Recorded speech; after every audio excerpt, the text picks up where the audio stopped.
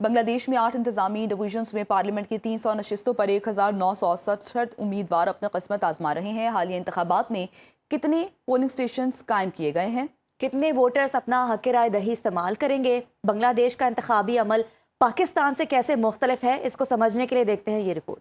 حسینہ واجد کے اقتدار کے 15 سال ظلم و جبر اور خونی اقتدار کے خاتمے کے بعد بنگلہ دیش میں 13ویں پارلیمانی انتخابات کے لیے ملک جتیہ سنسد کی 300 نشستیں مختلف انتظامی ڈویژنز میں تقسیم کی گئی ہیں۔ ڈھاکہ ڈویژن میں سب سے زیادہ 70 نشستیں ہیں، چٹاگانگ ڈویژن میں 58، راج شاہی ڈویژن میں 39، کھلنا ڈویژن میں 36 نشستیں ہیں۔ اسی طرح رنگپور ڈویژن میں 33، میمن سنگھ ڈویژن میں 24، بارشال ڈویژن میں 21 اور سلہٹ ڈویژن میں 19 نشستیں ہیں۔ 8 ڈویژنز میں مجموعی طور پر 1967 امیدوار میدان میں ہیں۔ بنگلہ دیشی الیکشن کمیشن کے مطابق 42,766 پولنگ اسٹیشنز قائم کیے گئے۔ 2026 کے قومی انتخابات میں 12,76,95,000 سے زائد ووٹرز اپنا حق رائے دہی استعمال کرنے کے اہل ہیں، جن میں مرد ووٹرز کی تعداد 6,48,14,907 اور خواتین ووٹرز 6,28,79,042 ہیں۔ میڈیا رپورٹس کے مطابق حالیہ انتخابات میں جین زی ووٹرز کی تعداد خاصی زیادہ ہے، جو حکومت سازی اور سیاسی توازن میں اہم کردار ادا کر سکتی ہے۔ بنگلہ دیش میں یونی کیمرل نظام ہے، یعنی قومی اسمبلی ہی پورے ملک کا انتظام سنبھالتی ہے۔ تمام قانون سازی اور اہم فیصلے اسی ایوان میں ہوتے ہیں اور کسی دوسرے ایوان یا ادارے کی منظوری کی ضرورت ہی نہیں پڑتی۔ اسی طرح بنگلہ دیش میں صوبائی اسمبلی نہیں ہوتی، بلکہ لوکل سطح پر بلدیاتی انتخابات ہوتے ہیں، جو ملک کے 8 ڈویژنز میں مقامی نمائندگی اور انتظامی نظام کو یقینی بناتے ہیں۔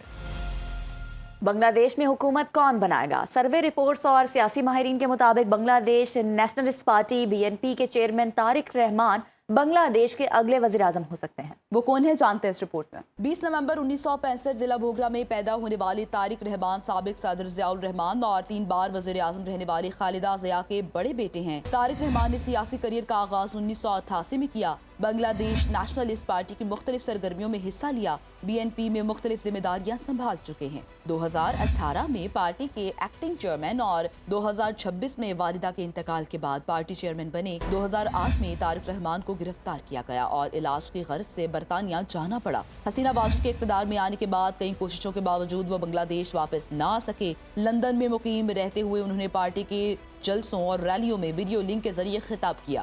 بیرون ملک سے ہی بنگلہ دیش کی سیاست میں سرگرم حصہ لیتے رہے۔ کئی سال جلا وطنی کے بعد طارق رحمان 25 دسمبر 2025 کو واپس آئے۔ سروے رپورٹس کے مطابق تقریباً 47.6% ووٹرز انہیں اگلے وزیر اعظم کے طور پر دیکھتے ہیں۔ بنگلہ دیش نیشنلسٹ پارٹی کے منشور میں انتخابی اصلاحات، جوابدہی، سرحدی سیکیورٹی اور اقتصادی ترقی جیسے ایجنڈے شامل، جو ملک کی ترقی اور عوام کی فلاح و بہبود کی بنیاد پر مبنی ہے۔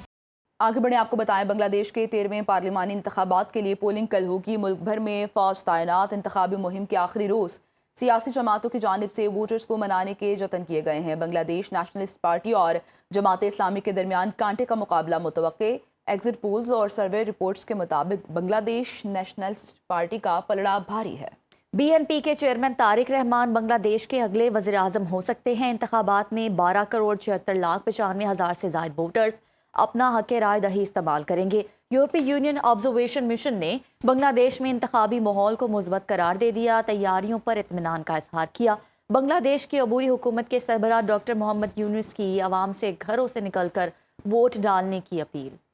اور بنگلہ دیش میں 12 فروری کو ہونے والے انتخابات میں 24,000 پولنگ سٹیشنز ہائی اور میڈیم رسک قرار دے دیے گئے ہیں۔ بنگلہ دیش کے دارالحکومت ڈھاکہ میں انسپیکٹر جنرل پولیس نے کہا ہے کہ ملک بھر کے 8,770 پولنگ مراکز ہائی رسک جبکہ 16,000 میڈیم رسک قرار دیے گئے ہیں۔ ہائی رسک پولنگ سٹیشنز پر پولیس باڈی کیمروں کے ساتھ موجود ہوگی۔ انتخابات کے لیے ہر پولنگ سٹیشن پر 3 درجاتی سیکیورٹی پلان مرتب کیا گیا ہے۔ پولنگ سٹیشن کے اندر پولیس تعینات ہوگی اور باہر پولیس موبائل پیٹرول ٹیمز موجود ہوں گی۔